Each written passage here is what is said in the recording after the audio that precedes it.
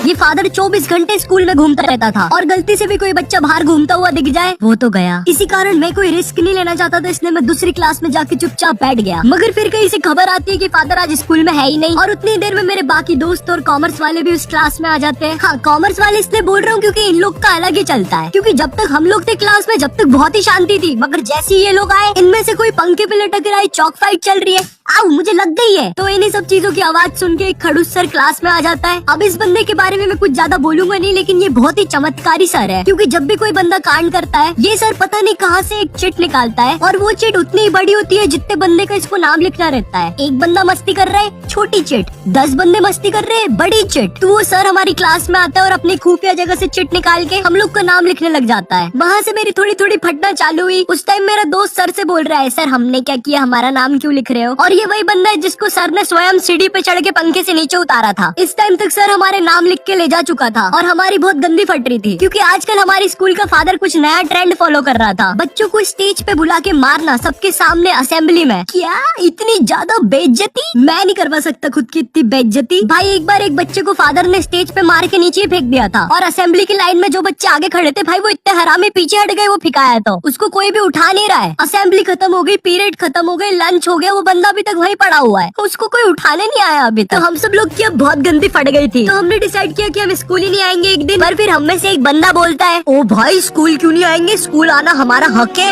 हाँ अपन एक काम करते हैं, अपन असेंबली के बाद स्कूल आएंगे क्योंकि कल स्कूल में क्रिकेट मैच भी है, तो मुझे मेरे डोले शोले सबको दिखाने हैं। तो सब लोग को उसकी बात में दम लगा, क्योंकि उन लोग को भी अपने डोले शोले दिखाने थे, तो मुझे भी उनकी हाँ में हाँ मिलाना पड़ा। तो फिर हम लोग का डिसाइड होता है कि हम असेंबली के बाद स्कूल में एंट्री लेंगे, जो कि कसम से महा घटिया आइडिया था। हम लोग ने सोच लिया था अगर असेंबली में हम लोग के नाम लिया अगर फादर ने, तो हम अकेले में पिटने के लिए रेडी रहेंगे। मगर जैसे ही हम स्कूल पहुँचते शांति, जैसे कुछ भी ना हुआ हो, ना हमारे स्टेज पे नाम आया ना कुछ। हम लोग फुल खुश, हम लोग जाते हैं फुल चौड़ में अपने अपनी क्लास में पहला पीरियड अटेंड करना है। मगर जैसे ही मैं क्लास में जाके बैठता हूँ, थोड़ी देर के बाद बाई आती है क्लास में एक चिट्ठी लेके जिसपे मेरा नाम था। वो चिट्ठी पढ़ के मैम ने बोला, आयु जाओ बाहर तुम्हें बुला रहे हैं। मैं इधर फुल इग्नोर मार रहा हूँ, मुझे लगा क्रिकेट मैच है आज, दोस्तों ने बुलाया होगा, पिच वगैरह खोदनी होगी। मैं फुल चौड़ में क्लास से बाहर निकलता हूँ, मगर फिर मुझे मेरे लेफ्ट साइड पे फादर खड़ा हुआ दिखता है। ये नहीं हो सकता। और दूसरी साइड मेरे सारे दोस्त खड़े थे लाइन बना के पिटने के लिए।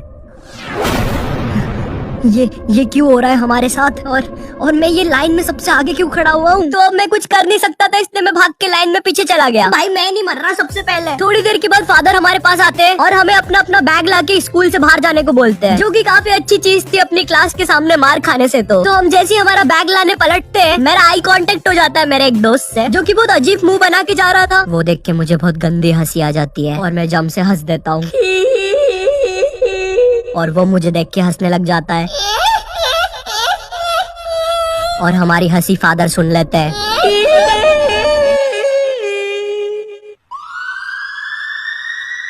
हमें इनकी जान बचानी होगी। हेलो सिविल हॉस्पिटल, डॉक्टर इन बच्चों की कंडीशन बहुत ज्यादा खराब है, लगता है किसी ने बहुत गंदा मारा है। बच्चे क्या तुम हमें बता सकते हो तुम्हारे साथ क्या हुआ था? वो हमें मारने की कोशिश कर रहा था। हाँ मेरा कलेजा। आज डेट क्या है? 7 सितंबर। क्या मैं 10 दिन से हॉस्पिटल में हूँ। मेरे मुंह से खून आ रहा है। आप जाइए यहाँ से, हमारा पेशेंट सीरियस है। अरे कोई नर्स को भेजो।